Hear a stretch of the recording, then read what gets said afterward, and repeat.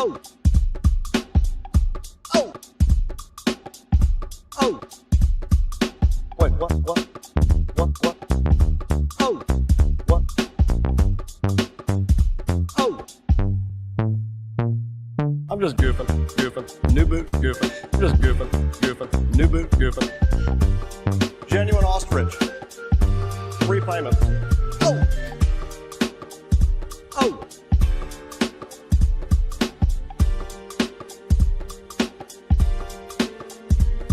I'm just goofing.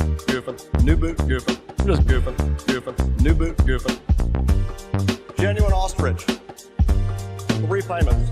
Oh.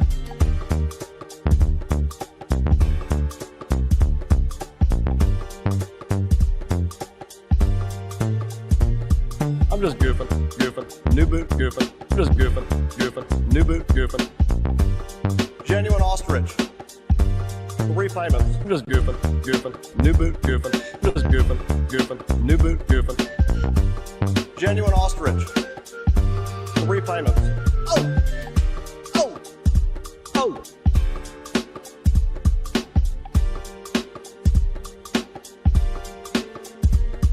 I'm just goofing. New boot, goofing. I'm just goofing. New boot, goofing. Genuine ostrich. 3 payments. Oh.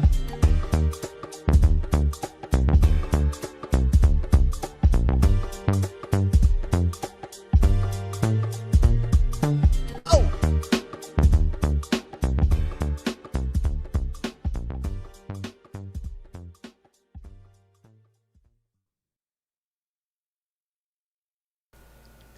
Well, hello. I'm Goofy Boots. This is New Boot Goofin. Happy 4th of July, everybody. Good to see a couple people rolling in here. We're gonna wait patiently for a couple people. I just sent out the Twitter notification. I was a little bit late getting the original one out, so it's gonna take a minute. People are gonna roll in on their own time. People are probably already, they're on their way. They're making moves. They're trying to get somewhere, I don't blame them. They're gonna take their day off, which is perfectly fine. I'm gonna pull up something here that I've been Imagine seeing. a food Not source. That one. We've already seen that one. That one was the corn. That one was corn. Where is my little musics? Where's my musics?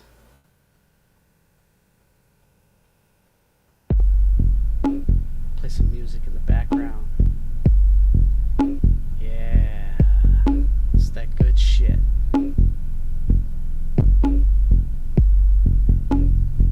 So, here's where we are. Got done painting most of Jessica's face. I need to do purple eyeshadow, and then it's pretty much just assembly time after that. Oh, I almost forgot. Why? This part of her cigarette holder is silver or gray, whatever, but I need to paint that too. So, cigarette holder and eyeshadow. I think that's the correct color.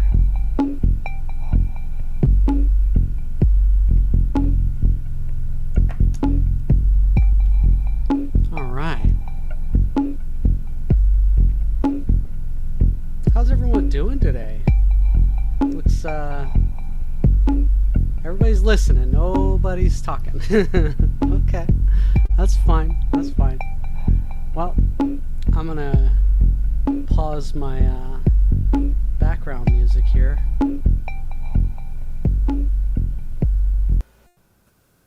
Turn that one down.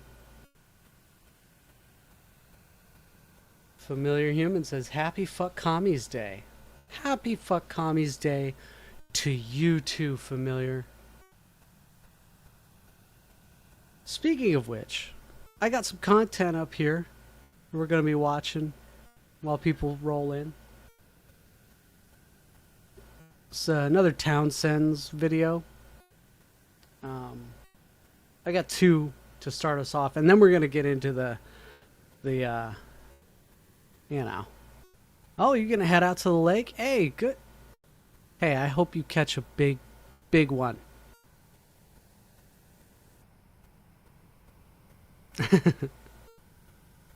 Yeah, for sure familiar. Yeah. I'm not familiar with your machine, but I am familiar with 3D printing. Familiar with 3D printing. Familiar. That was stupid. Anyway, we're gonna take a look at this this video. I haven't seen this one. He came out with this one several months ago. I haven't seen it. I think I know a lot about coffee, so I kind of skipped it, and then it was sitting in the background.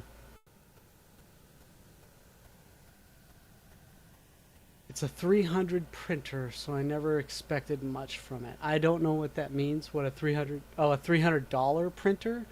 You could expect a lot from it. I remember looking at the bed size, the build size, and on the on the digital pamphlet that you sent me. It's a good printer. From right out of the box, it was better than mine was out of the box. So take that for what it is. Anyway, so I had skipped this video, and it was sitting far back into the watch later category. Much more of a tea person. DV, are you a filthy British person?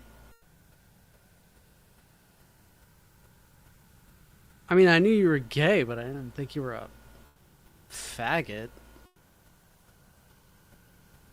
You've heard that one a billion times before. That one's not so funny. It doesn't even make me laugh anymore. I take that back.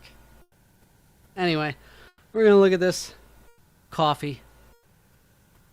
Could you imagine America without coffee? This is a country where the average person consumes a little over 3 cups of coffee per day. In the 2019 to 2020 season, we consumed 3.3 billion pounds of coffee. But if it wasn't for the events on December 16, 1773, we might not drink coffee at all. Coffee has a very rich history worldwide and in the USA, and nobody really knows the exact origin story before coffee started being shipped all over the globe. We do know that somewhere around the Arabian Peninsula is where coffee was first being cultivated, and then it moved into areas like Egypt and Persia, modern day Turkey, and that's where it really started to take root. You start seeing coffee houses develop, and it starts becoming part of the culture for the people. Idiot. I have a post-it note over here, and I didn't. Usually I follow the post-it note for my intro, because I've only been streaming for about a month and a half now, so I'm still trying to get trying to get the hang of it, blah blah blah. But anyway, I forgot to mention, please support me here, coffee.com/goofyboots. Get it, coffee, and then alright. Anyway, support, try and support me, donate to me. Money now. Anyway, back to the content. Around there. So here's a reading from an historical See you later, account of familiar. coffee by John Ellis, and this is from 1774.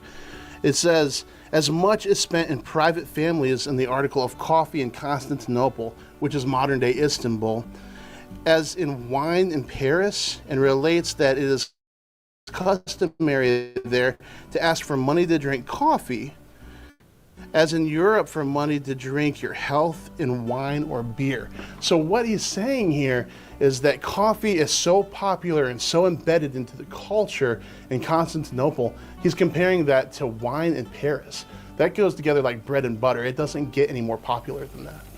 So let's do a quick lesson on what coffee is and where it comes from. So what's happening over here in the Arabian Peninsula is they're harvesting from coffee trees. We call them coffee beans, but it's really seeds inside of little cherries on trees.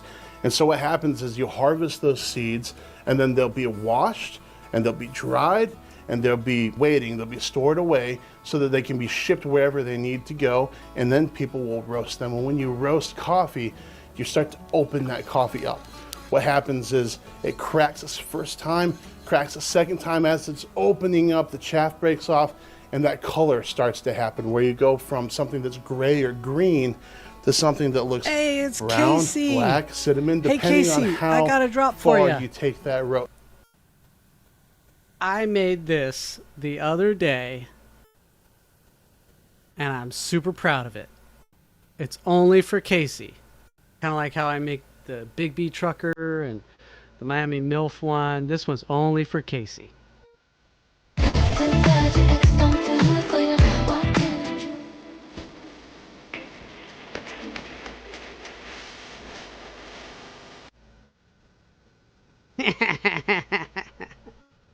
I love it. All right. It's good to see you, Casey. Oh, by the way, she likes it. Nice. What the fuck was it? What was I saying? God, Sabrina Carpenter. She brings it out of me. Oh, that's right. So the she donated. Casey donated a 2 weeks ago or something for me to get a primer, an acrylic primer for my models, and I appreciate that. Thank you so much again. So when I got that box from Amazon, fucking it exploded in the box, so I had to return it. I asked for a return, and I went to go and buy it again. You know, they gave me credit for it, and suddenly the listing was gone. As if like I had bought like the last one and the company had folded up. So I'm still looking for another. I meant to get another bottle of primer, and I haven't gotten around to it, but I will. Anyway. You too? Yeah. Anyway, Casey, I'm glad you came on by. Oh, and while you're here, here's the one that I made for Miami MILF. She loves this. She saw this one yesterday. Oh, hold on. There it is. You motherfucker. You got that, you got that, you got that MILF money. I got that, I got that, I got that MILF money. I got that MILF money. I got that MILF money. Yeah, she loved that one. So you and MILF have the only 2 video drops. Everybody else has, yeah, right? She said it was perfect too. She's all bougie and shit. It fits her perfectly. So you and MILF have the only video drops. Everybody else has just sound drops. Anyway, back to the content. I was just excited because this is the first time you came back into the stream, and I had to show the drop. Yeah, you are special. All right. Because originally I was looking for the one that has history. All the pretty girls walk like this. And I thought that would have been fine, but for some reason, obviously you have a mirror, so you see it. But I keep thinking of Sabrina Carpenter when I look at your picture. So anyway, back to it. Back to the content.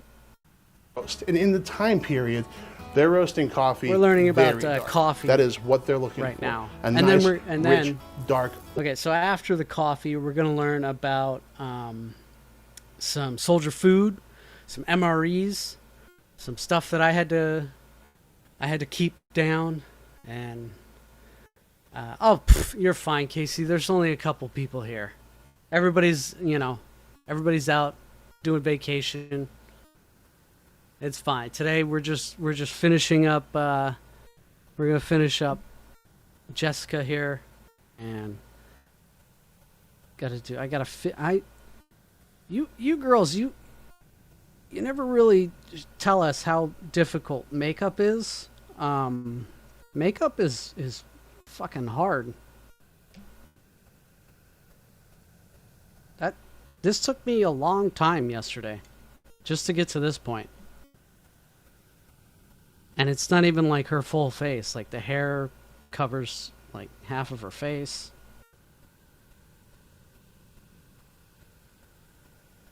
It does. Oh my god, Small Soldiers. Holy shit. Blast from the past, DV. We're gonna, hopefully, we're gonna finish this one up today. I mean, I'm excited. I need to move on to, I got 3 models that people have requested from me. So I have 3 orders that I need to get to. I'm already swamped on custom 3D print orders. Possibly a 4th one coming through. I was in talks last night with 2 different people. Big B Trucker wants to buy something. Neat Shogun wants to buy something. Wants to buy 2 things, excuse me. So Neat and Big B are my first 2 customers, and I'm pretty excited about that. And if I take on a 4th project, I might have to like put everybody on a wait list. This kind of sucks. I need to complete a project in order to get paid. So anyway, let's get into it. I'm gonna complete this project. We're gonna listen to some coffee content, and then after the coffee content, we'll listen to about like how CIA and the U.S. government is shit. And I'm gonna show you the dichotomy of also, being like, yeah, fuck yeah, America, but also fuck the U.S. government.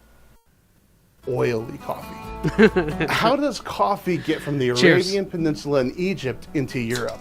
Well, there are a lot of theories, and I'm not sure that anybody knows the exact one.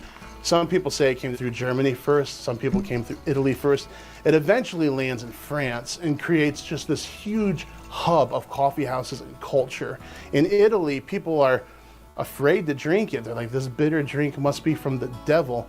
And they actually have to have the Pope come and try it. He really enjoys it, and he says, this can't be from the devil, so go ahead. It's crazy what's happening.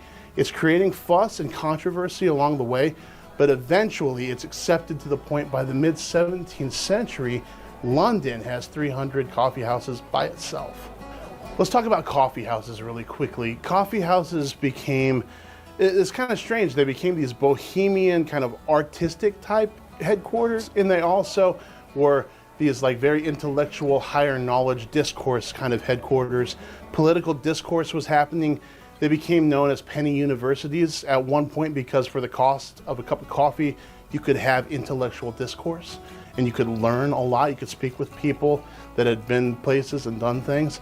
There was one coffee house in London that I was reading about that was adjacent to a theater, and playwrights would spend time in there. They would have this system on the wall where they would move a plaque whether a play was good or bad that was happening across the street as a kind of rating system. So there's all kinds of stuff that's happening in there, but it's never boring. There's always something to talk about. There are always interesting people to talk to, and it's just this hub of creative thinking.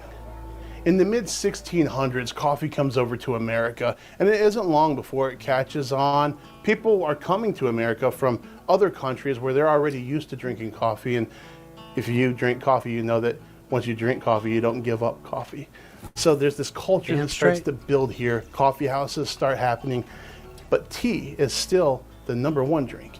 And it isn't until tea starts to be encroached upon and taxation comes in that the colonists don't agree with, that coffee starts to boom. In 1769, tea, which is the colonists' favorite beverage, starts to become very heavily taxed. And they're not having it. They don't agree with it. They don't want any part of it. So they start to revolt. They're looking for different hot beverages to replace tea. In just 3 years from 1769, the consumption of tea in the colonies fell from 900,000 pounds to 237,000 pounds. Suck East it. India Company was Suck in it, trouble. England. What's happening in the colonies now in the early 1770s is we have civil unrest that's beginning. We have coffee houses rising up and people are organizing. They're talking revolution. They are not happy with how things are going, how they're being Goddamn governed right. by the British. Meanwhile, the East India Company is hemorrhaging money. They're bleeding and they're having a lot of trouble. So to solve that problem, Parliament passes the Tea Act in 1773. It's not a new tax.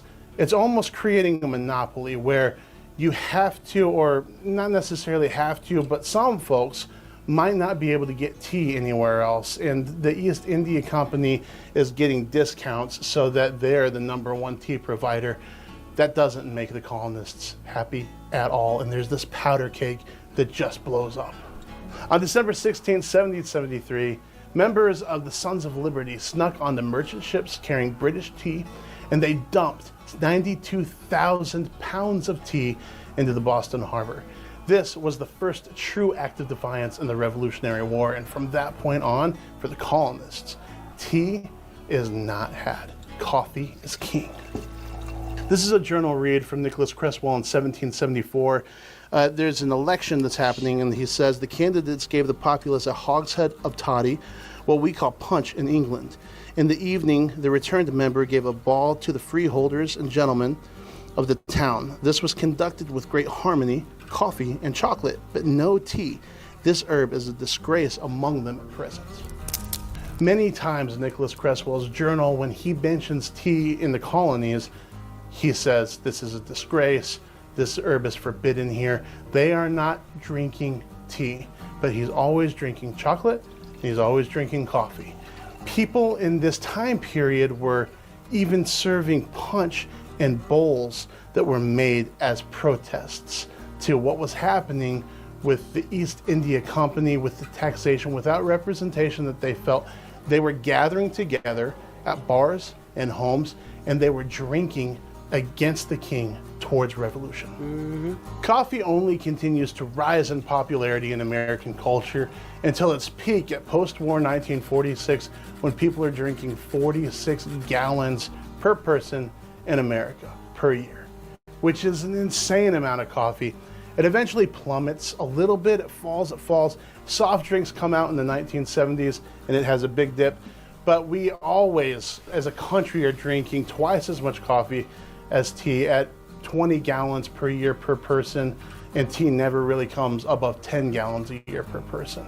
Right now in our country in 2023, coffee is booming, and it has been for a while. There are coffee roasters, micro roasters, huge operations starting up all over the place. My wife and I own a coffee roasting company. There are a lot of people who are getting their entire income off of buying, selling, roasting coffee. Now the question is, would any of that have happened if it wasn't for this one night in 1773 when a group of men decided their best mode of protest was to dump tea into the ocean? Can you trace teapot. this most popular drink that we have in our country that we consume every day all the way back to events that happened 250, 300 years ago? Can you imagine America without coffee? We've all heard the saying that an army marches on its stomach. Food is one of the most important here we parts go. of a soldier's equipment.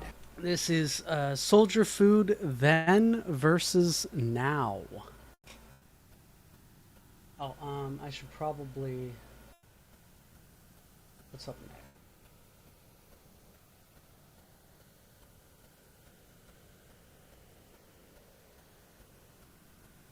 Okay, so after this one, we'll go back and we'll do the how a CIA base works.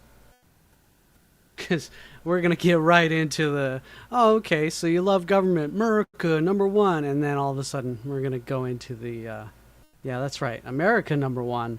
America government, not #1. Turkish penis, Turkey pizza, #1. Without food, you can't fight.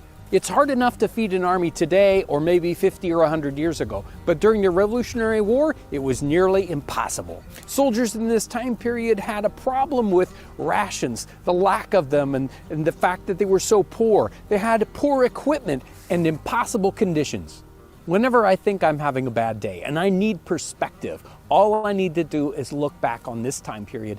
These soldiers, think about the hardships they had. Anytime I want, I can go to the fridge, I can take food out, I can cook it in any number of cooking vessels. I can eat to my heart's content whenever.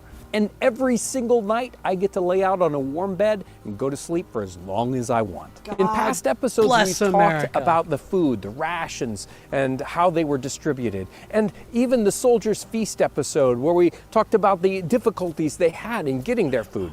What I want to talk about today is their mess kit, their cooking equipment, how they prepared their food, what did they use for equipment in the field. Okay, so Imagine it's she 250 years ago, and you've put been given the her- assignment for a year to cook for 6 men, and you have to be able to carry the She equipment brought out her on your back. eyeshadow all the way out to the edge of her eyebrow, of her of her eyeliner. Okay. All right. So, sorry, I'm just doing a little bit of comparison here. Yeah, her eyeshadow goes all the way to the edge here and does a little flare. If you can look right there, she does a little flare there. Sorry, I'm getting super autistic here. I need to make sure I get this right. I put her eyes in the middle of her, so she's not looking off to the left. But I am going to get the eyeshadow right. Okay. Sorry. Back. You have one choice, one cooking implement. What are you going to choose? Maybe a frying pan, or a saucepan, or a big pot. Well, what did they have in the 18th century or in the Revolutionary War specifically? They had the cook kettle. The cook kettle was the standard cooking implement, whether you were a British troop or an American troop. It was always about this size, somewhere between 2.5 to 3 gallons, about 10 inches high and about 10 inches around. It looks like a bucket or even a paint can. It is basically the equivalent of a stock pot today. They cooked everything in this. And I think this was for a reason. Everything The was boiled officers back that then. were in charge of supplying the army, and they wanted soldiers to only cook one kind of thing. They wanted them to cook soups and stews. They didn't want them frying their food or broiling it. They thought that was a wasteful way of cooking, and that this was the most nutritious way to use their rations. So they said, let's give them one kind of cooking implement. It's nice, it's lightweight, we can use it for a lot of different things. We can carry our supplies in it, we can carry our food in it, we can carry water in it. So it was a versatile piece of equipment. Now, sometimes people tried to use it for things that really they shouldn't. So you could try frying in the bottom of this, and probably many did, and ruined their cook pots. And we have documentation about officers complaining about their soldiers using things like this for frying and ruining their pots. Now, these cook pots are fairly fragile. They're very light. They're easy to dent. If we fry in them, we will ruin the solder joints. So these are made out of either tin-plated iron or just plain iron, sheet iron, that's hammered out thin and made into this kind of a shape. There was a lot of difficulty in supplying these during the war because they needed a large number very, very rapidly, and no one could supply that. We didn't have the kind of industrial base or supplies here in North America during the 1776 so that we would be able to supply, say, 10,000 cook pots right away. And so there was a problem with getting these. The design was very similar to this early on. They were usually supposed to be tin-plated iron. They would have ears and a bail and a lid. It made it a really wonderful piece of equipment. But They couldn't supply them fast enough. And so they slowly changed the design. They took away the ears and they just poked a hole to put the bale in it. And they got rid of the lid. And they stopped using tin plate and they just started using straight sheet iron to make these. So that by the end of the war, they were a little bit smaller and very, very plain. And they didn't last very long. Max a year, and it was worn out and you had to resupply everyone with a new cook pot. Remember, each and every one of these pots is made basically one at a time by hand. As opposed to something like later on when we get to the Civil War, when they have factories that turn out these things, these pots aren't made like that at all. It's really just craftsman kind of workmanship making every single one of these. They're not easy to make. You have to hand form all these pieces, cut them all out by hand, fold these seams in just the right way, and then solder them all up and down and around so that they don't leak. Later on in the war, when these were made with just sheet iron, they would be very difficult to solder. And so we can imagine that the vast majority of them probably leaked and leaked a lot. When our tin pot is worn out, it's not done. They're not going to waste even a broken tin pot. They will cut up the metal if they need to, use it for something else, or there's documentation for them using these as a grater. They would take their bayonet and they would poke holes in this and it would make a very, very rough surface. It would make a grater. And sometimes they were issued something like just corn kernels. Now you can't really eat a hard, dried corn kernel, but you could take this grater basically and grind that corn up so that you could make cornbread. I wanted to compare this with a modern military cooking equipment, but it turns out that the concept has completely changed from the 18th century to today. Today, soldiers in the field, they're fed with MREs, meals that are already cooked. There's no cooking that really has to go on. You can eat it right out of the bag. You don't need a cook pot. You don't even need a plate. Even a spoon is given to you. No mess kits really at all in the modern military. Back in the 18th century, you were given raw rations and the men themselves had to cook their food. Cook pots were issued, one cook pot to every 6 men when they were available. You could use this cook pot obviously for cooking, and if you didn't have anything else, you could also use it for eating. So you could leave the food in here and pass the cook pot around between the 6 men and eat directly out of your cook pot. Or if you had one of the earlier model cook pots that had the lid, you could use the lid as a plate and share that around. Sometimes they issued turned wooden bowls, and if they issued these, it would be 2 bowls for every cook pot. So you'd have a wooden bowl per every 3 man. You would think that, soldiers would be issued an entire mess kit. You would get a bowl, you would get a spoon and a fork, but it's not that simple, and they just didn't have enough equipment to pass around that way. They did issue something like that iron cup. So this is a tin-plated cup. This is probably even rarer than getting issued a wooden bowl. So this is the mess kit for the Revolutionary War soldier. It's big and it's clunky. It wears out quickly and easily. But things go on and everything gets much more streamlined. We get something like the mess kit for a World War II soldier, a simple canteen, and a mess kit that folds together. It turns into a plate. It's got a frying pan. It's got a knife and a fork. This is the classic mess kit that we think of today. This is the simple soldier wear that every soldier would have. Each and every soldier had one of these, unlike having to share. This is the MRE spoon that is pretty standard.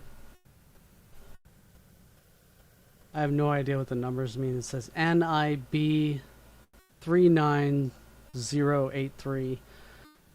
Yep, government issued spoon. God, I can't tell you how many fucking meals.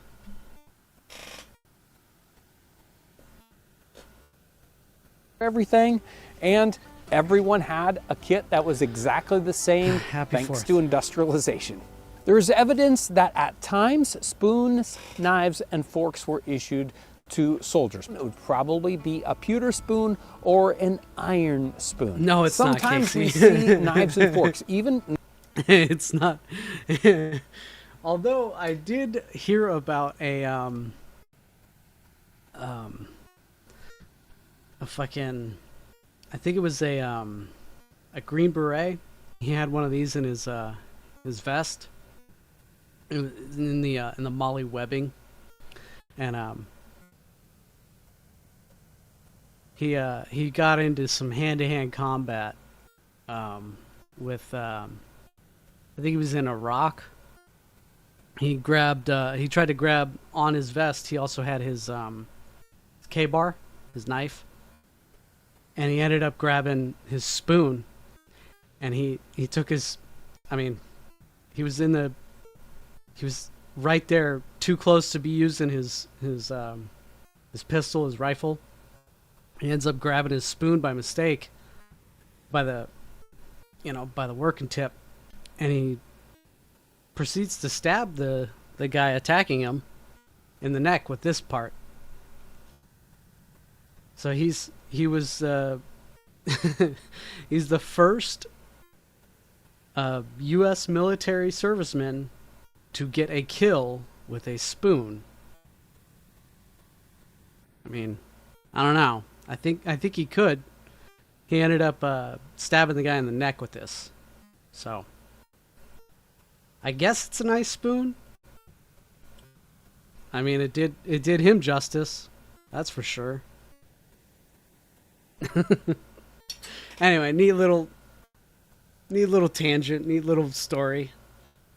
First spoon kill. That's so stupid. Knives and forks with bone handles listed, but these would probably have been issued to the officers, not common soldiers. And knives. It If a does soldier's sound very going to need British. an eating knife, he's probably going to have to use his standard soldier's pocket knife. Soldiers always had to come up with a new kind of solution to the equipment that was missing.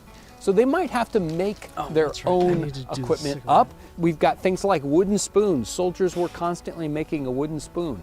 If they didn't have a plate or a platter, they were talking about using bark or boards or planks. Bowls were in very short supply, and so they begged, borrowed, stole whatever they could use as a bowl. So they might have a pewter bowl that they got out of a household. There are documentations for using gourds as bowls, and also this really interesting story about canteens. So canteens would wear out, and there was a story about a canteen that lost the top of its head, and it made a perfect bowl. The soldier using that, even getting supplies of flour in his canteen bowl. We have documentation for broilers made out of barrel hoops. They could put it over the fire and cook their meat right on top of that. Early on in the war, Cook there their weren't what? enough of the tin cook pots. Joseph Plum Martin talks about being issued a cast iron pot to carry, and the soldiers complained so much. And in his story, Joseph Plum Martin talks about nobody wanted to carry it. He finally just threw it down and left it in a ditch, because these things are like 10 pounds. And the soldiers were told that they had to carry their cook pots with them. They couldn't put them on a baggage wagon. They needed to have their equipment with them at all times. Maybe the pot would get lost if they put it on a wagon. So there were multiple times that they were told in orders to carry their cook pots with them. All right, another quick little tangent. Thank you again, Golden Maple, for sending me the detail brushes. I appreciate it. I'm sorry much to my chagrin, the channel sponsor idea fell through. But thank you again, Golden Maple, for the detail brushes. They are holding up very well. I also want to let everyone know that Golden Maple has left an open line of communication for me. So if I do end up getting more and more, I guess, clicks, and I get more and more followers and subscriptions and all that, I will be. I still have a route of communication with them. I can still possibly get a channel sponsor with them in the future. They did not give me an exact number, of how much sponsors or, average estimated click-through or whatever the ECM, whatever the fuck. I forget the name of it. I think it's ECPM. They didn't give me an exact number, but in the future I will be looking forward to contacting them again. As far as the brush goes, all of the liner brushes that they sent me, they're holding up great. So far I've only used 2 as detail liner brushes. So I just wanted to, shout them out again. Thank you again, Golden Maple. This is the 10-piece detailing set. It's very cheap, which is why they were okay with sending me a free set. So, yeah. Thank you again, Golden Maple. Now, the soldiers didn't necessarily have to cook every single part of their meal. Many times they were issued bread, 1 pound of bread per day per man, and this bread was baked by bakers that baked for the entire army. There were people that were in charge of just baking bread. They had portable ovens and they would go around and they would bake the bread. But sometimes bread was not available to the soldiers and they were issued just plain flour. So a pound of flour instead of a pound of bread. They had to deal with this flour some way. How were they going to cook it? They could either make fire cakes, which we've done on previous episodes, or... I know I keep stopping, but here's a standard 99-cent paintbrush that I've been using for I don't know how many years now, but just to show you the quality of this brush compared to the Golden Maple brush, I just wetted the end and I already see about, you can't focus, thank you camera, you can't really see it though, but take my word for it, there's already about 6 or 7 strands that I'm gonna need to cut off. This is a standard 99-cent paintbrush that is not holding together well, and you get what you pay for. Like I said yesterday and the day before yesterday, you get what you pay for. I spend a lot of my time before painting just cleaning off the brush, getting all these stray hairs, and I don't have to do that with the Golden Maple brush. They're high-end brushes, or at least to me they're high-end. And I would recommend, if anybody is getting into painting or wants to do painting, if you're looking for a detail brush, Golden Maple makes good ones. A hard dumpling. Anyway. You just mix this up with water and plop it right into your pot in with the meat that's boiling. Typical rations for a soldier were a pound of meat a day, a pound of bread a day. Sometimes there were also issued things like beer, or they might be issued peas or rice, vinegar at times, or if they didn't have regular flour, they might also be issued cornmeal. It's fascinating to watch the evolution of these very primitive and huge mess kits and what they turn into. World War II, and they're nice and compact, and then the MRE, where the mess kit disappears altogether. I am sure some of you out there have experienced eating MREs in the field. It's not something that I have had to do, so I'd love to hear about that in the comment section. And even eating that way, MREs in the field, it makes me think about how easy my life is, and I am so very, very thankful. The winter of 1777 and 1778 at Valley Forge is one of those... Nope, we're getting ahead of ourselves. All right, so a little comment about MREs. They're great. They're good food. I appreciated having them. They're very, they're very good. I don't know how to explain it. It was nice having peanut butter and M&Ms and a little small thing of Tabasco sauce, and it was nice. It was nice having that, and I appreciated having that, and I knew that my food was good. Anyway, just Yeah, I appreciate it. But do not take away from the fact that I'm going to shit on the U.S. government here in a second. Okay? We got the food right. Awesome. That was good. Hoorah. Okay. Now let's shit on the U.S. government. We're gonna take a complete turn here. We're still rah rah rah, you know, rah rah rah, ring har, all that good stuff.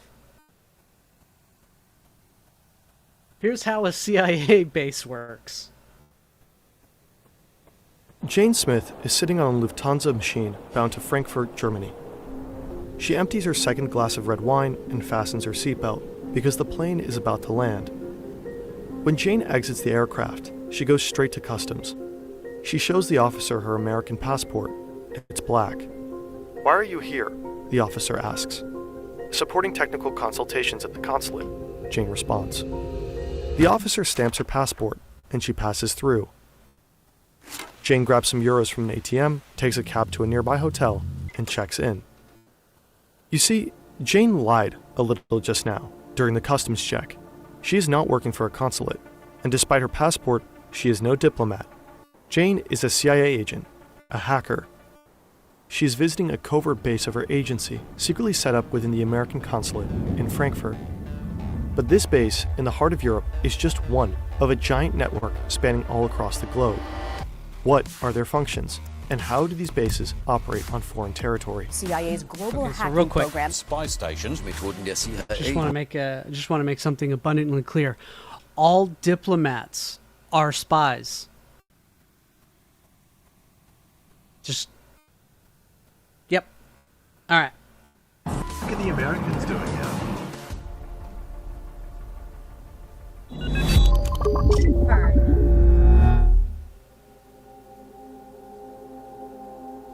Jane enters the hotel room and drops off her bags. She was prepared for this trip. She's been given instructions on how to get around in Frankfurt. Stores are closed on Sunday, gas stations are not a good place for fine dining, stuff like that. We all know this thanks to the extensive leaks called Vault 7 from a few years back. Generally, this video largely relies on leaked Vault information 7! and statements of retired agents. Shout out to WikiLeaks. Shout out Julian Assange. Woo, woo, woo, woo, woo, woo, woo, woo. It was a 9-hour flight from Washington, D.C. to Frankfurt. Jane is pretty exhausted and takes a shower. She is very careful not to leave anything that could identify her unattended. She takes her phone and laptop with her to the bathroom. Freshly dressed, Jane takes the U5 subway towards Poingesheim.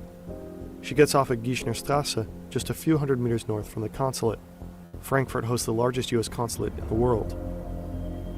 Officially, it is serving American residents in the region, but in truth, it is doing much more than that. At the main gate, Jane shows her black passport and is handed a yellow visitor's badge. She follows the signs to the employee entrance alongside the consulate building on the left. Jane holds up her yellow badge at the door and is buzzed into the building by a guard. Inside the building, Jane walks through a number of corridors and through a large heavy door to Post 1. A U.S. Marine is waiting behind a glass window. Jane gives her the yellow badge and she gets a blue one instead. Jane can finally enter her new office and get to work. She calls her person of contact and gets to know the other agents at the station. In 2013, news broke that the US spied on then German Chancellor Angela Merkel's private phone for over 10 years. The NSA may have been spying on Chancellor Angela Merkel. A spokesman for the German leader described the idea as Totally unacceptable. The operation was run by the so-called Special Collection Service, a spy unit of the NSA. Well, Angela, welcome to the fucking club.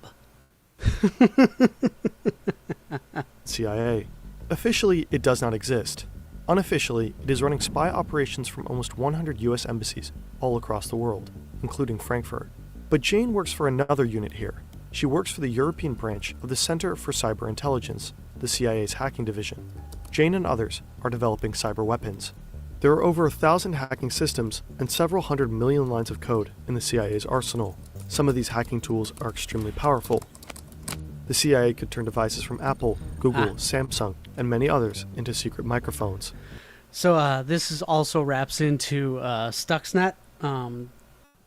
Jane also works for the same office that worked with the Mossad to develop the several zero-day hacks that was involved in Stuxnet. There are tools that bypass encryption from messengers like WhatsApp, Signal, or Telegram, allowing the agency to collect text and voice messages. But there are also attack systems like fine dining, which only work from up close. This is where Frankfurt's strategic location comes into play. The Schengen Agreement allows Jane to travel from Frankfurt to almost any European country without border control. If Jane wanted to penetrate high-security targets that are not connected to the internet, she could simply take a train, stick a USB drive loaded with malware into a target PC, and be back in Frankfurt by supper. Jane is a very talented hacker. If one day she decided to leave the CIA, she could have a very promising career as a cybersecurity expert. All she'd have to do is build a portfolio and launch her own website. Unfortunately, Jane is not very creative when it comes to designing. Luckily, she doesn't have to be. There is a fast, easy, and intuitive way to build a website with our sponsor, Odoo. Odoo is an all-in-one management platform that lets you build a great-looking website in minutes. Just answer a few quick questions. Text, change the shape of your very own website. Your first app base for a time now when she gets a phone call. Base for a time now. Jane is working at the base for a time now when she gets a phone call. Her superiors need her expertise at another location. She says goodbye to her colleagues, checks out of her hotel room, and buys a single malt whiskey with her remaining euros in the duty-free shop at the airport. Jane's next destination is Australia. Australia, which is pretty much... sorry to my Australian friend Joey O, Flesh and Bones. Australia is pretty much a giant CIA farm. It's the CIA uses the entire continent of Australia as its own plaything. Yeah. Anytime the CIA wants to do something and they need to do it on the other side of the world, they're doing it in Australia, and they have free reign. All they have to do is just tell the Australian government what they want, and the Australian government does it. Sorry to tell you that. I'm Jane not gets off breaking the plane news, by the and way. walks to customs, As well known. and things do not go smoothly. One of the officers seems suspicious about her and selects Jane for secondary screening. But she is prepared. Agents like Jane are usually trained here, Camp Peary, or how most people in the CIA call it, the farm, a roughly 10,000 acre piece of land near Williamsburg, Virginia. It was established during World War II as a military training center. Later it was transformed into a camp for Italian and German war prisoners. In 1951, the CIA took over and turned it into a secret spy school. Of course, not officially. In fact, the CIA has built an entire fake city. There are multiple houses and dormitories for students and staff. For training, the site has several shooting ranges, boathouses at the river, driving courses, and an airfield. Students learn everything they need to know about life as a secret agent in the field, from basic weapons trainings all the way to the handling of explosives, how to evade pursuers, and field surveillance. Students practice how to infiltrate a border that is tightly guarded by watchtowers and police dogs. Enemy capture is simulated by kidnapping students from their dorm and interrogating them. There is even a mock prison where students learn how to deal with solitary confinement. If training needs to be even more hardcore, students are brought to Harvey Point, just a few hours south of the farm. This is the place where, among other things, the operation to kill Osama bin Laden was planned and trained. Hey, Mr. Jane Footbed. stands in front of a customs officer at the Australian airport. She remembers how to survive secondary Just screening. in time. I'm about to According to a put CIA together training Jessica. manual, the two most common questions in this situation are why are you here and where are you staying? Jane learned how to maintain her cover, no matter what. When asked, Jane gives a quick and concise answer. No pause and no delaying sounds between questions and response, just as the manual says. She knows that any unnecessary information or overly specific answers might lengthen the interview, so she keeps it short and simple. She tries to stay calm. No swallowing, no lip biting, nothing that can make her seem nervous. And it works. After a few minutes, the officer hands Jane her passport, and she's free to enter the country.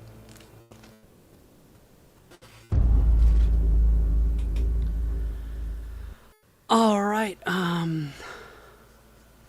So once again, I'm going to stop before I finish up Jessica Rabbit here. Support me at coffee.com/goofyboots. Link is also in the description if you need. Yesterday, I had to make a change to the coffee website. Apparently, the minimum amount of money it was taking before yesterday was $5, and I thought that was fucked up. So I changed it to $1. You can donate however much you want there. If you don't want to sign up at a different site, at off-site, that's fine, and you're already set up here. Please, by all means, use the Rumble Rants feature. Give me some money. Give me money. Money me. Money now.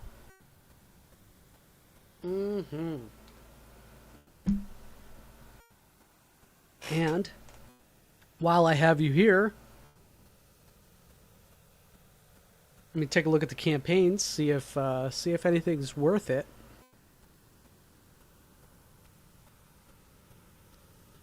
That's not worth it.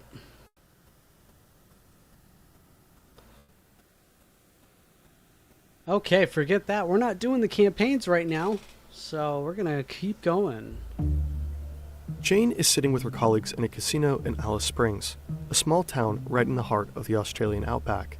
There are a lot of Americans all around her, which is not unusual. Most of them work at Pine Gap, a nearby military base run by the Australian and US government. Jane and others are playing a weird American dice game called Craps when a group of Australian YouTubers join them. Together they drink, they laugh, and maybe talk a bit too much about their work. What's it like living here? This guy doesn't get it. The Americans in this casino are no ordinary soldiers, and Pine Gap is not your usual military base. Pine Gap is a top-secret spy facility. What are you doing there? I remember that video. Roughly 1,000 people work at the so-called Joint Defense Facility, which is a quite misleading name, in fact. In its early years, Australians only worked as cooks, painters, or janitors. While today almost half the staff is Australian and the other half American, in reality the CIA and the NSA call the shots here. While Pine Gap was originally used as a defensive site to keep track of Soviet nuclear missiles during the Cold War, US intelligence quickly realized how useful this base could truly be. Today, it is the US's most important intelligence collection station in the world. There are 38 radar dishes all across the base. Many of them are enclosed in random, huge golf ball-like structures. They are built to hide and protect the antennas inside them. Most of these antennas communicate with US spy satellites, like Orion 3, 5, 7, and 9. These spy satellites are geosynchronous. They move in orbit with exactly the same speed as the Earth's rotation. This way the CIA can intercept almost all wireless communication from Europe, Africa, and Asia, 24/7. The immensely powerful NSA spy programs, Echelon and X-Keyscore, that Edward Snowden made public in 2013, are also operated from Pine Gap. These programs are used to systematically collect everything, from online chats to phone calls and mails. At the heart of the base sits the operations building. On a total of around 20,000 square meters, roughly the size of a small IKEA, the CIA, NSA, and other agencies analyze all Mr. incoming Footbig, intelligence data. That is the same facility. Pine Gap played a vital role in America's war on terror. It provided real-time data for soldiers on the battlefield in Iraq and Afghanistan, and it was used to locate targets for US drone strikes, during which hundreds of civilians were killed. A very recent report indicates that Pine Gap intelligence may have assisted Israeli forces to attack targets in Gaza. For that reason, a group of protesters tried to block the entrance to Pine Gap at the end of last year. Pine Gap has been criticized by many different groups before. Some people have even managed to enter the facility. More recently, these Australian YouTubers, for example. Be sure to check out their video. It inspired us to make this video in the first place. Boy. Did you hear that? It sounded like bombs going off. No. Jane has seen places few people in the world have ever been to. Covert hacking bases in the heart of Europe, training facilities in the US, they regretted and spy doing stations in Australia. She knows many of the CIA's secrets, like the fact that in 2000, an American soldier from Pine Gap reportedly started a secret swingers club in Alice Springs, which held wild sex parties. But there are places that not even Jane will ever have access to.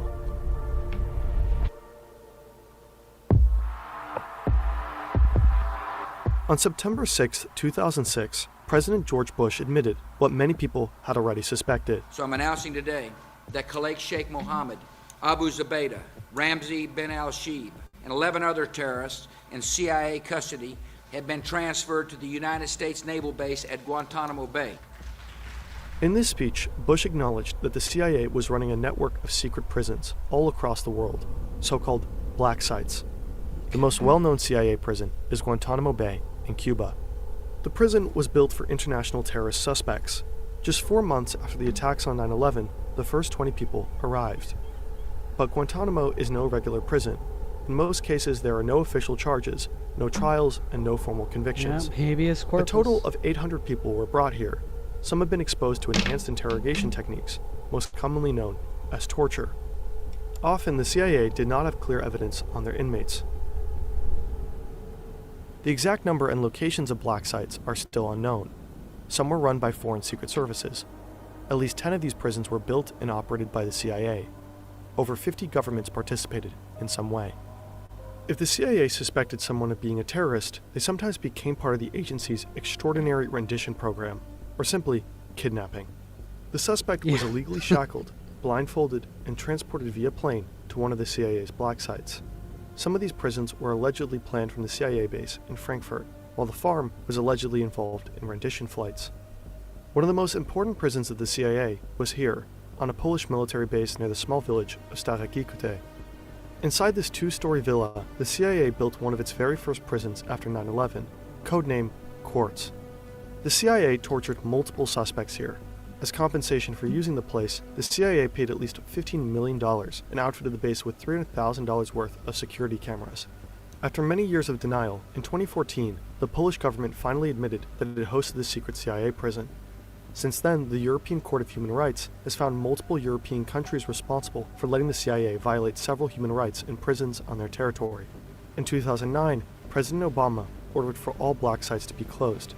But to this day, Guantanamo Bay still holds roughly 30 inmates. Yeah. Well, you could say that you closed the black sites, but like I could say I'm the Queen of England. This is a 3D printed lathe. It can turn plastic, wood, and even steel. Let's talk about that. Oh, damn it. I just started gluing Lathes are something. the machines that made everything. Well, The I wasn't ability supposed to turn be round showing components this, is but fundamental to all this is a other 3D machinery. printed lathe. And 3D printed lathes have been a pretty popular project in the community for over a decade now. I've also made several attempts of my own, including this massive waste of time on screen now. But learning from these failures has that culminated looks in so this. complicated. This is version 2. Version 1 worked, but I found a lot of play which I determined was coming from the headstock, so I made version 2 to be much more rigid. Alright. The build begins with some printed components. The shell needs a few modifications before it can all be put together, including some heated inserts, coupling nuts, and the inner bolts for the motor mounting rail. Into the base, a whole variety of bolts with T-nuts are also inserted, along with the bolts for securing the headstock. The headstock itself has an array of 5 bearings and spacers which need to be pre-assembled before it can be enclosed in the headstock. I'm using 2020 extrusion for a bed, which have a set of covers and spacers installed before they can be slid into their mounting points. The top cover is then installed, followed by the headstock. A rod is installed to try and ensure some sort of axis between the bed and the headstock. At this point, the lathe is now ready for cement. Using stir sticks and a palm sander, the mixture can be worked into every part of the form.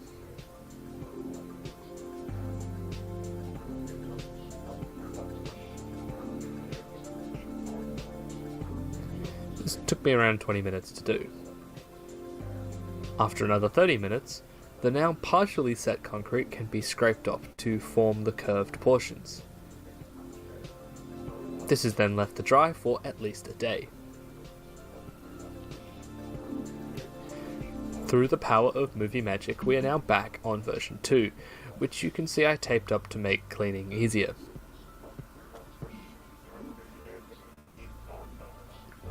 Oh, wow.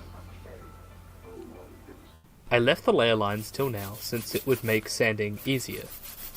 I've recently learnt online that petroleum jelly can be used to restore colour to sanded prints, and I use that here to great effect. With the cement dry, Wow, we I can did install not the know motor that. and work holding. I'm gonna use that from now on. Anytime I need to sand a print, I'm gonna get some old petroleum jelly out. That's awesome. Here, I'm using a sewing machine motor. We install the tool rest, I mean, and it the makes lathe sense. is now Plastic, ready to use. petroleum jelly. You may now notice one of its most defining features, that being that it has no cross-slide. This may sound absurd to some, but the idea was inspired by my watchmaker's lathe, which you can see uses a similar setup. The tool I'm using is from my larger lathe, and I have it held in a printed handle. For the first real part, we're going to upgrade the lathe, using itself. I would like to use this small drill chuck, but the adapter it came with has a 3mm bore, and I would like to use 8mm rod, as it's the same as the headstock. I insert the steel into the headstock, and after bluing and marking a 12mm section, insert the end into a tailstock/support. This is a 15cm length of steel being turned. It is reasonably slow going, and I stop several times to check the dimensions, but after a couple of minutes the cut is complete. The surface finish is decent and the part fits well. With this, I can now drill holes which I'll need later. For a second quick project, I take a length of 6mm steel. Bluing the end, I turn a rough sphere and some relief behind it.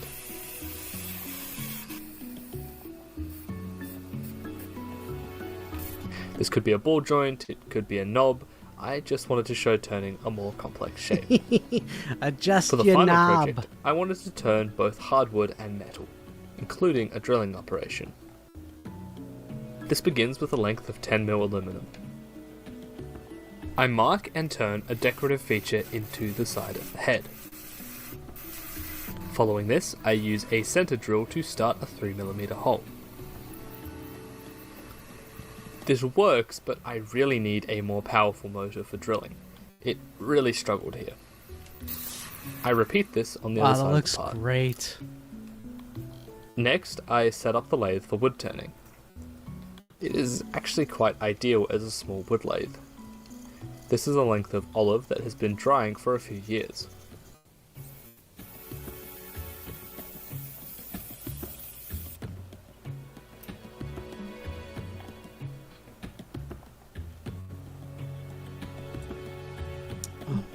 Should I do the head first? I wanted a 12mm brass face, but I realized I didn't have a 12mm collet, so instead I thread on 2 printed faces.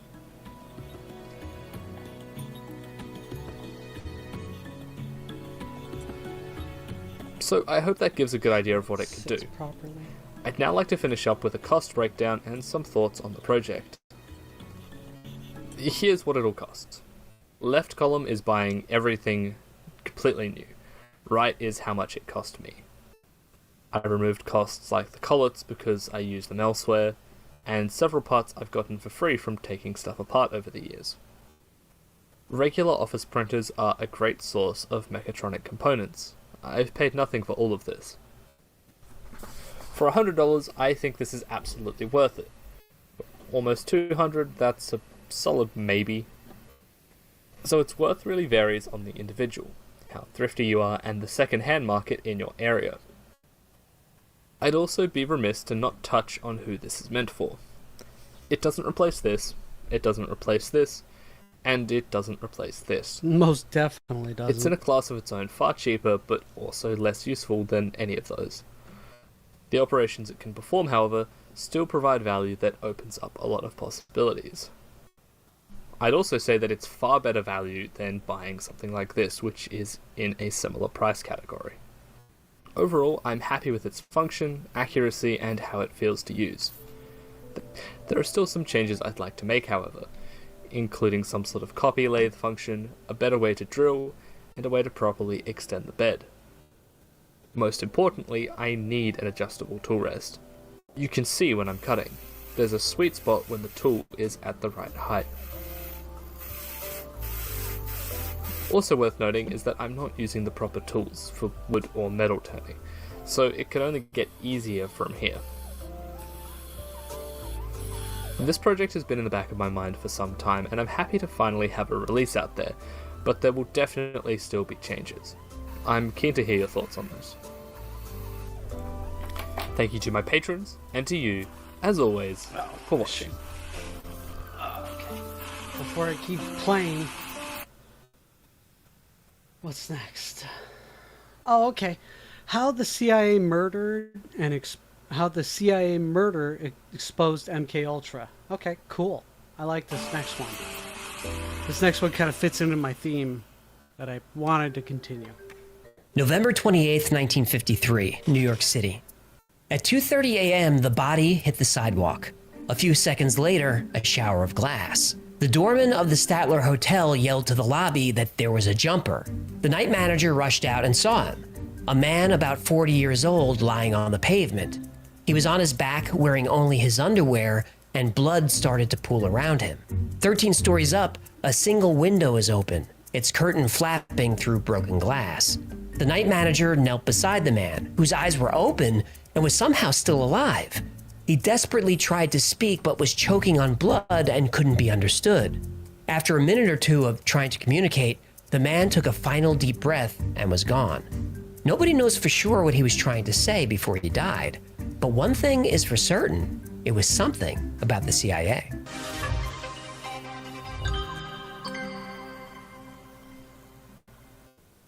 Room 1018A was registered to Robert Lashbrook and Frank Olson.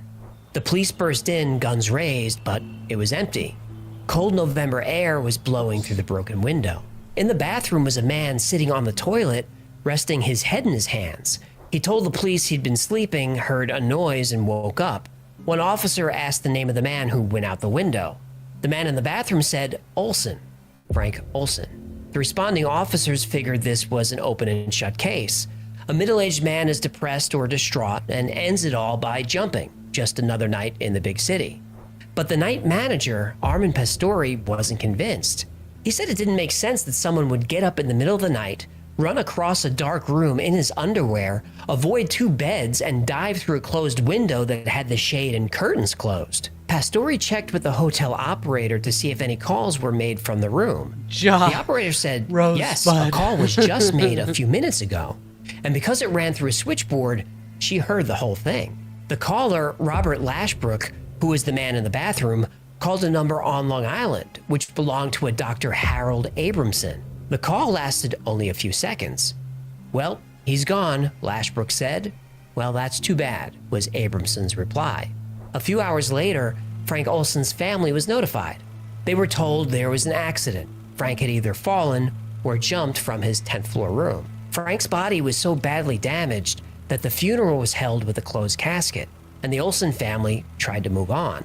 Having trouble coping with losing his father, Eric Olson would ask his mother about Frank from time to time, and she would always say the same thing. You're never going to know what happened in the room that night. But 20 years later, that would change. In 1975, the Rockefeller Commission released information to the public about its investigation into CIA activities. The report mentioned a civilian scientist working for the Department of the Navy. He was given LSD without his knowledge as part of a CIA experiment. That scientist experienced side effects and was sent to New York for psychiatric care.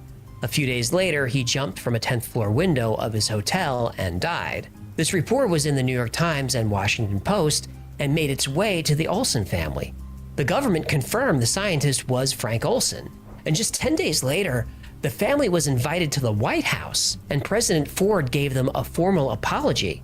The director of the CIA also apologized. The United States government agreed this was a wrongful death and offered the family a $750,000 settlement if they agreed not to sue. The Olson family agreed to the terms. Alice Olson never wanted to talk about Frank's death or his job. Frank's children, now in their 20s and 30s, always knew their father was a scientist, but what scientist family gets a personal invitation to the Oval Office? Alice Olsen only knew a few things about her husband's job. She knew he was a scientist doing important work for the US government. She knew he traveled for work all the time, and she knew he was unhappy. One of the last things Frank said to his wife was that he had made a terrible mistake. But for Frank's children, this information was entirely new. And because of the investigations and media coverage, they now learned for the first time what their father actually did for a living. He was no ordinary scientist. During World War II, Frank Olsen was one of the first Army scientists assigned to the top-secret biological warfare lab at Fort Detrick, Maryland. Frank's specialty was aerosolizing living biological agents and munitions. In other words, he created biological weapons of mass destruction. Now, at this time in history, the CIA was part of the Army. And after becoming a civilian, Frank continued his research in bioweapons. He was lead scientist for Operation Harness, where animals in the Caribbean were exposed to anthrax, tularemia, and brucella. He was part of Operation Sea Spray, where different strains of bacteria were sprayed over the San Francisco Bay Area to test the city's vulnerability to a bioweapon attack. And as Frank moved up the ranks of the CIA, he spent a lot of time at Fort Terry, Oh yeah, you guys which was a didn't know secret that? installation. So, yeah, San Francisco was part of a big, giant CIA experiment on bioweapons. I wonder what's going on with San Francisco today.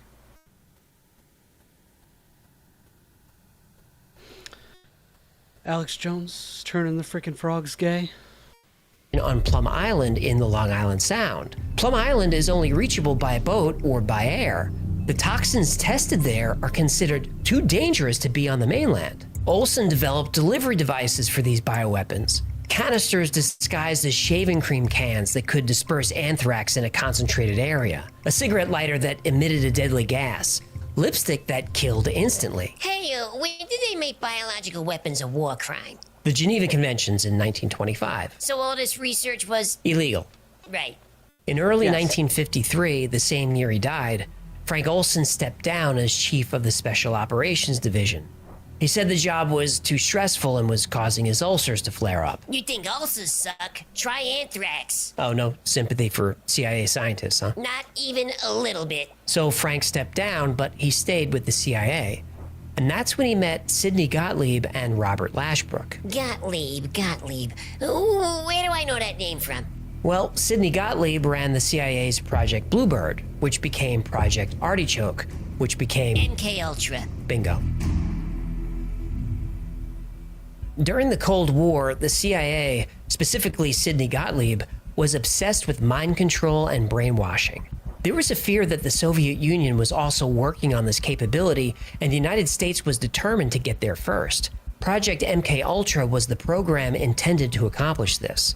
MK Ultra was brutal and illegal. Over time, the experiments Frank Olsen conducted and witnessed started to weigh on him. During one study, Frank Olsen observed interrogations at CIA black sites in Germany. Detainees were called expendables. I'm assuming these expendables were not aging action stars. They were not. They were mostly suspected spies and security leaks. Suspected, so not proven. Nope, just suspected. Frickin' spooks. The expendables were subject to drug experiments, hypnosis, electric shocks, isolation, sexual abuse, and all kinds of torture. This was an effort to study not just the effects of extreme torture, but also brainwashing techniques and memory deletion.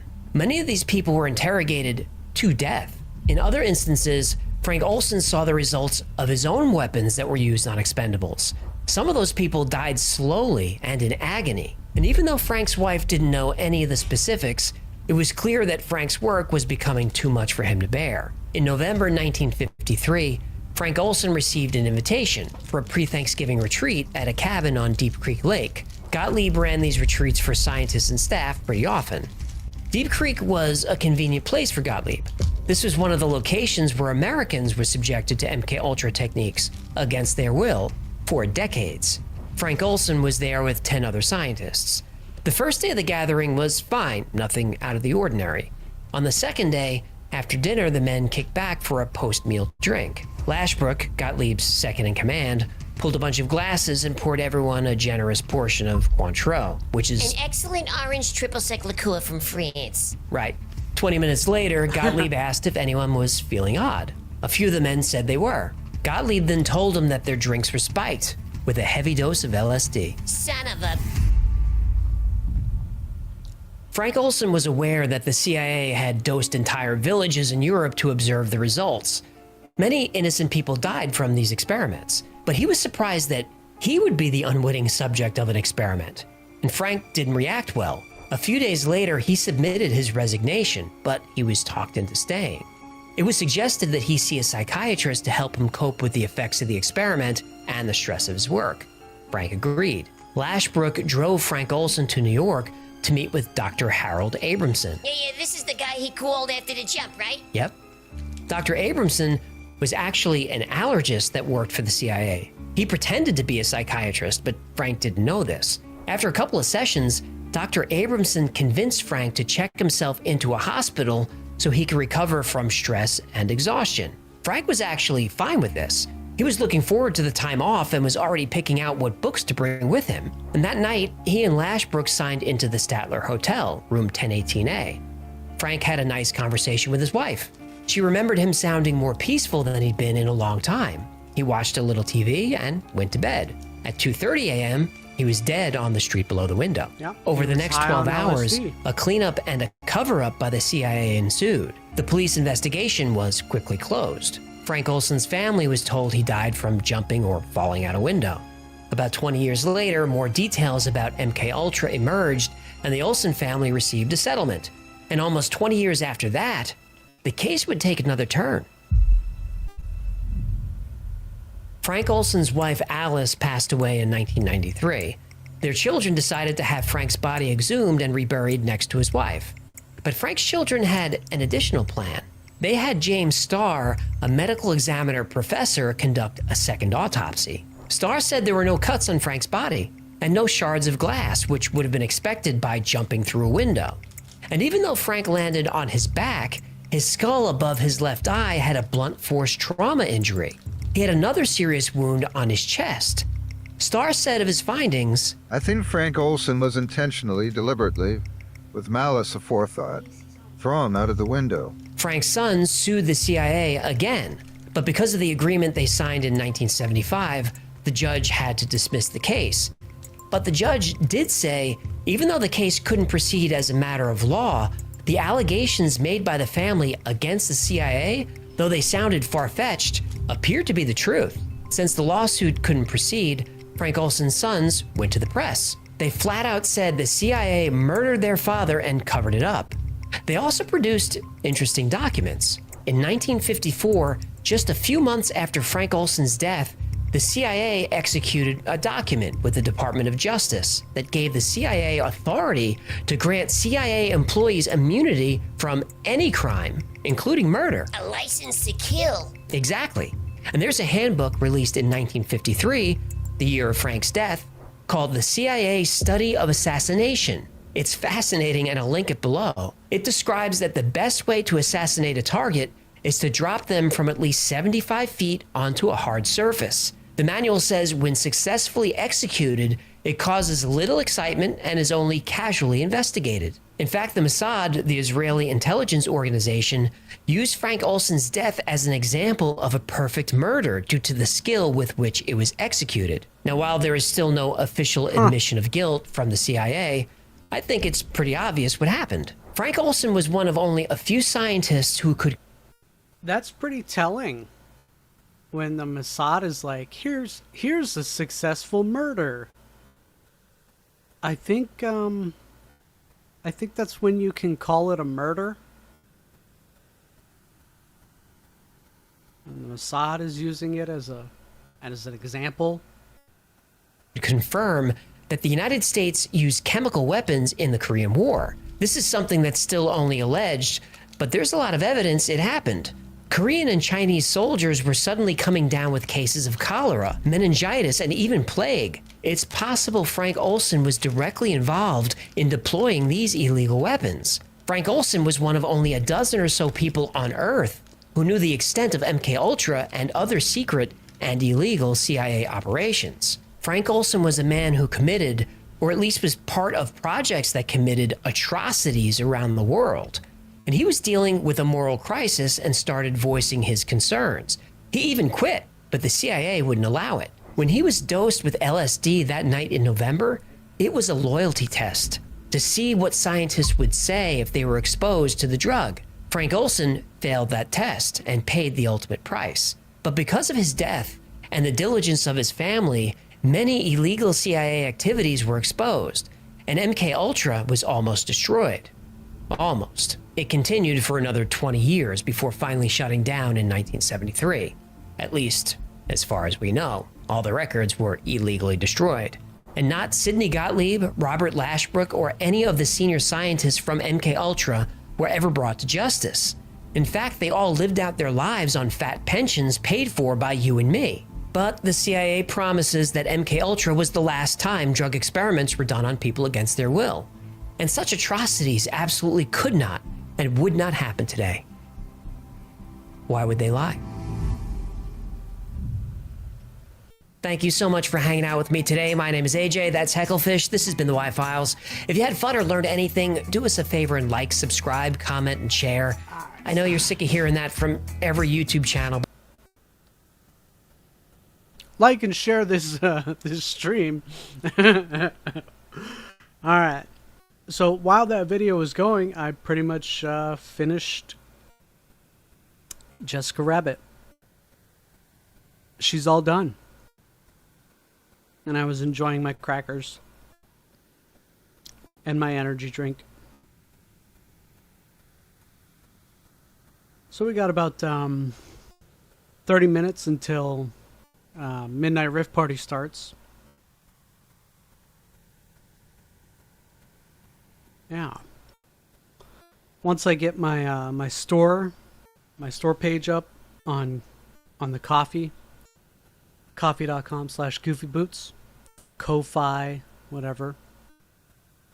Once I get that up, of course, you know, anything that I've printed here, up here in the back, along with the Mad Hatter. You can't really see all of him. All of that will be offered on my Ko-fi store page.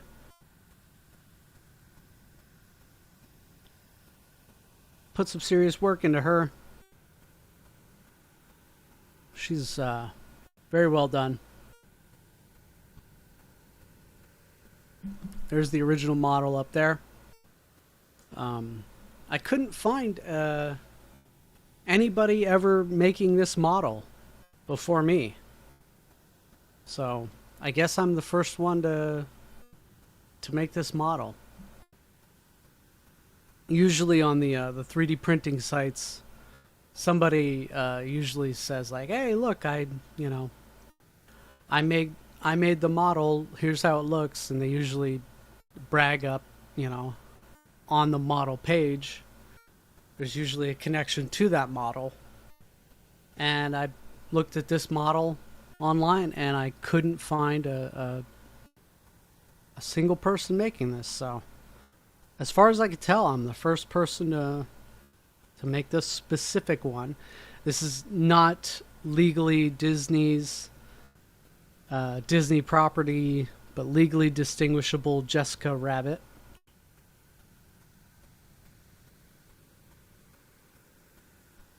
I had a lot of fun making this. She will be available once I get my store page up. Alright, let's move over to... Is that one gonna work? Yeah, and then we'll put...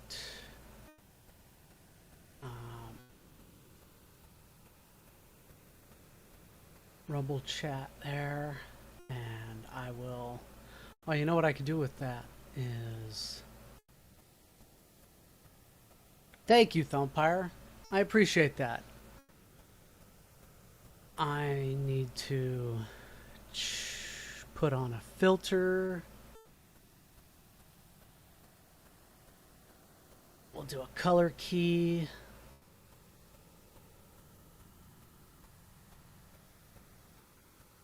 Custom color. Pick screen color. Boom. There we go. We can see through it now? Yeah, we can. Awesome.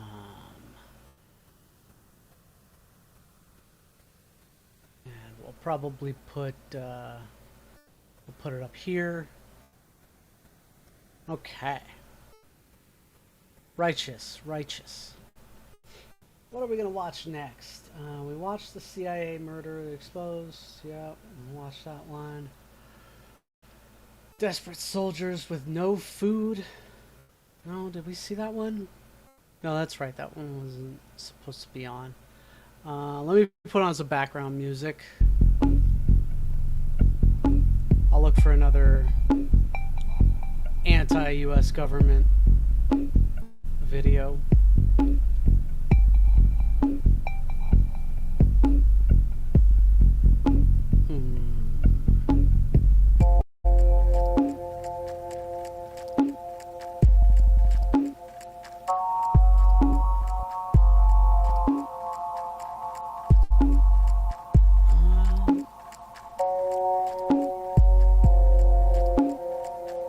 I can't seem to find one.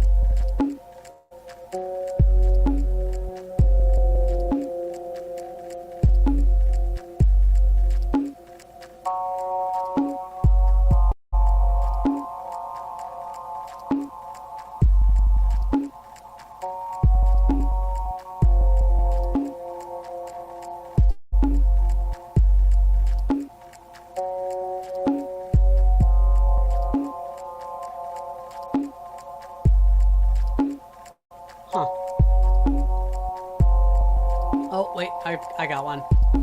Oh, that's a lot longer than the 30 minutes.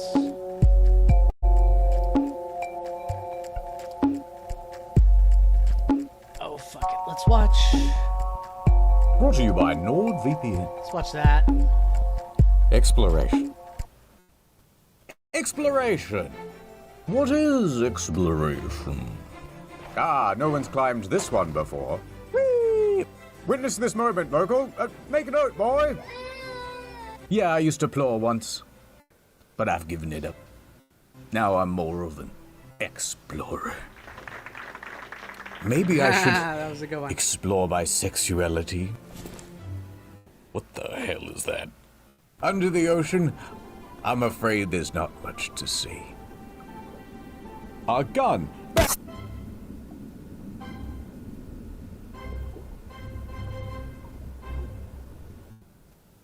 First things first, a little bit of admin. Yes. Happy Pride Month. Happy Pride Month, thank you. I just wanted to let you know, in honor of you, my friend, I'm going to avoid using any homophobic slurs for the rest of the month. Well, maybe just for the next 10 minutes. Look, I'm still going to say them, but I just won't say them with as much vitriol. How about How that? about I'll pull a Tay-Zonde and pull away from the mic to say them? You imagine that? Like, we're just having a chat, and then you just hear, like, a quiet slur. Like, just in the mic off to the Just off in the distance. You're right. What, did you say something? No. Nope. No, I didn't.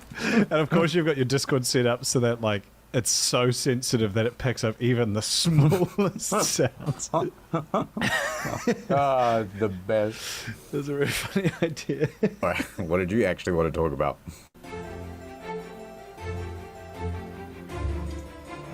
We're flying to Hawaii in a couple of months. When you look at that on the map, oh boy, those dudes be out there. I feel like in general that would be quite a relaxing living for the last several thousand years. Just chilling, eating fish and fucking coconuts and stuff. Yeah, I think it was fairly brutish as well. Like, Captain Cook, he died in Hawaii, I'm pretty sure. Oh yeah, he got run over by a Toyota Corolla, I think. Yeah, that's right. And he got killed by the locals, and one of the reasons for that was they became very scared of the Europeans because this was their second voyage over. And the first time, someone went on the ship sick. They go, guys, does anyone have a cold? Does anyone have a flu? It's serious. You can't come. You can't come if you're sick. No, I swear, it's just my allergies. It's just the sea air, all right. And then they brought him along, and then he sneezed on one of the locals, and then, 90% of the population died. Just ran up and sneezed on him. And then he went back to England or whatever. And in the meanwhile, the Hawaiians are going, what the heck? They put a curse on us. And then Captain Cook shows up again, and he's going, I'm loving this. This was brilliant last time. They had coconut bras. They had coconut cocktails. Coconut music. Yeah. They didn't have horses, but they would clap the coconut halves together. Grass skirt, loving it. Especially when there was a strong breeze. Hawaiian shirts. Moana on TV. And anyway, they were loving it. And then all of a sudden they see the natives and they're running up, and this time they got spears. And they're going, what? What's going on? Hey, what the hell, man? I'm pretty sure I heard something different. That doesn't seem right. I'm looking for something calling me a liar? else. I don't know. Right now. I heard something different. Yeah, hold on, let me Google. I'll Google it. Look, I found these ladies. They will be the arbiters of the whole. Yeah, I'm not really feeling this right now. So we're gonna watch some. Oh, here we go. Okay, Naomi Wu is a friend of mine. She's a Chinese woman. I know. I shouldn't have Chinese friends. Naomi Wu is a friend of mine. I attribute her to being probably one of the key people that got me into 3D printing. She is I do know the cyborg. Yes, sexy cyborg. Last year there was a big problem with the media shutting her down.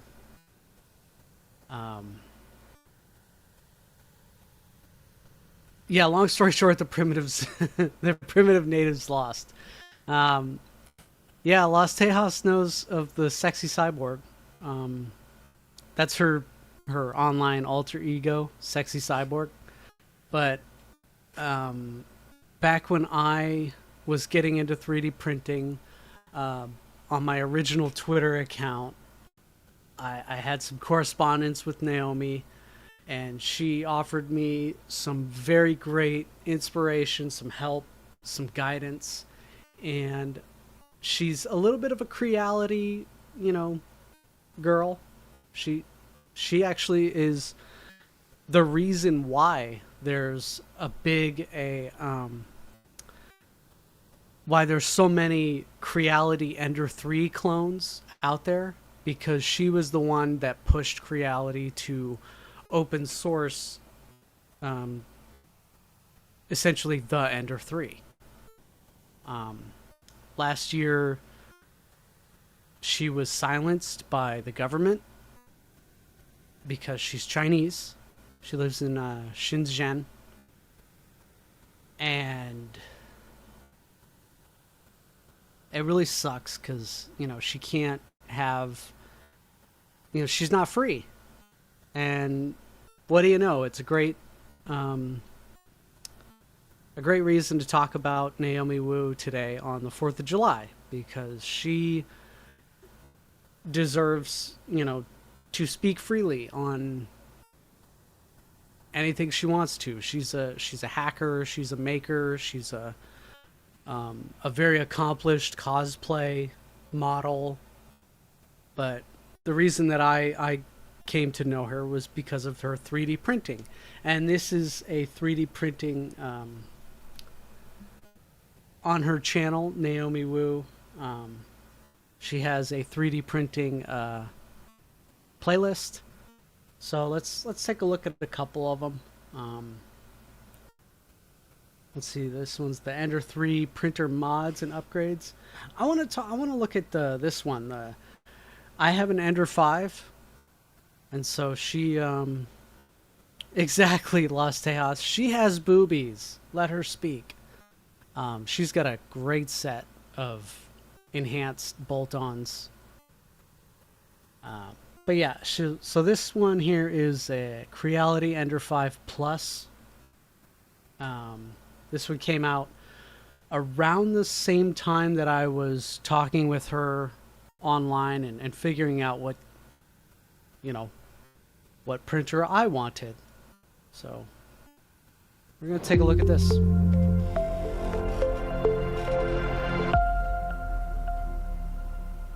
She's a big open source Hey everyone, person. I've got a new 3D printer to review, the Creality Ender 5 Plus. No grounds, it's not like the Ender 3 Pro. There are actually some significant design changes that set it apart from the regular Ender 5. But yeah, I'm not a big fan of the whole Plus, Pro, Max naming thing either. Fortunately, you don't buy Chinese 3D printers for their awesome English, like afraid of wet. The new Creality slogan is a bit better, create reality, achieve dreams. But apparently we're not just afraid of wet, we are also afraid of commas or at least an em dash. We can have a whole long discussion another time about why Chinese companies are so unwilling to invest in proofreading. But today we'll focus on hardware, which unlike English, we are pretty good at. Now, this is the Ender 5 Plus. What about the Ender 5? Well, I never reviewed it. Other reviewers like Teaching Tech, Chap, and Kersey Fabrications just came out with the most incredibly comprehensive videos. I've linked them down in the description box. Honestly, I didn't have anything to add and I didn't want to cover the same ground. I like to offer you something different. So I set it aside for a few weeks. Then I heard from a really interesting young man on Facebook, Samuel Kumapesa from Uganda. Samuel and his friends are drone enthusiasts, and with a 3D printer, they could print many drone parts. This is a very common use for 3D printers. Of course, Sam does not need charity. He's a hardworking, very well-educated young man, so after speaking with his teachers and making sure he has a good character, I make the deal with him. I'd send him my Ender 5 if he shot some video of him and his friends setting it up and using it. I think this would be a fantastic real-world test. It's what 3D printing should be. My sponsors at Creality were very enthusiastic and took care of the shipping. We Chinese are practical and always looking for new markets. Uganda has very high import duties on many items. Local salaries are modest, so spending all day in CAD to copy and repair a broken part or design an original one is not much of an issue. In many ways, it's a perfect environment for 3D printing as a practical small-scale manufacturing solution. It makes perfect sense to send one there, see if some smart young people can make a small business with it. In addition, Eason very generously offered to ship Sam's Drone Club several rolls of 3D printer filament to get started with. Eason makes a very high quality filament I use anyway, so I'm happy to use their products on my channel as a thank you. I just got notification. Both the filament and the 3D printers are on their way. I'll keep you updated and hopefully have some news and video for you soon from Uganda. Anyway, back. Real quick, I am going to do a campaign. Don't go anywhere. Don't fucking go anywhere.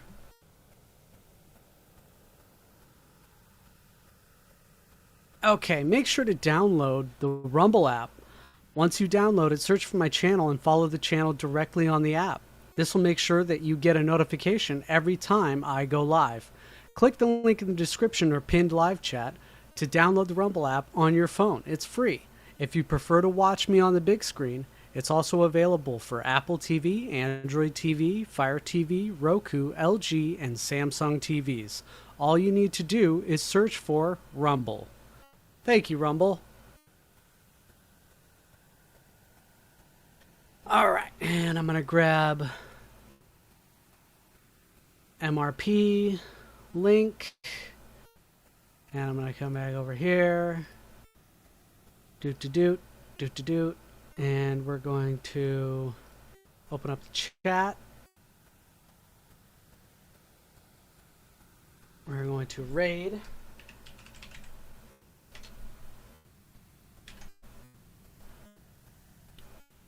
Oh, I didn't get any donations at all? Damn, that sucks. Confirm raid. Alright guys, let's go over to Midnight Rave Party. Ooh, excuse me. Thank you for sticking around for the ad read. I got $2, so I mean, there's that.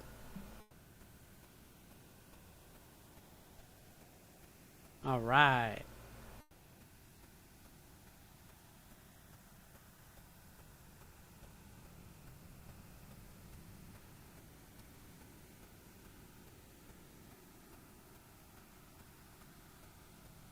Wait, what? DV, what? You did? Why didn't I get a notification? It didn't pop up. DV Silverwing for 5. A smiley face. Oh, thanks, DV. I appreciate that, man. Usually it pops up on Ko-Fi here. Usually I have the streamer thing, you know? Yeah. Maybe the link was broken or something? Huh. Damn, man, I'm sorry I missed that.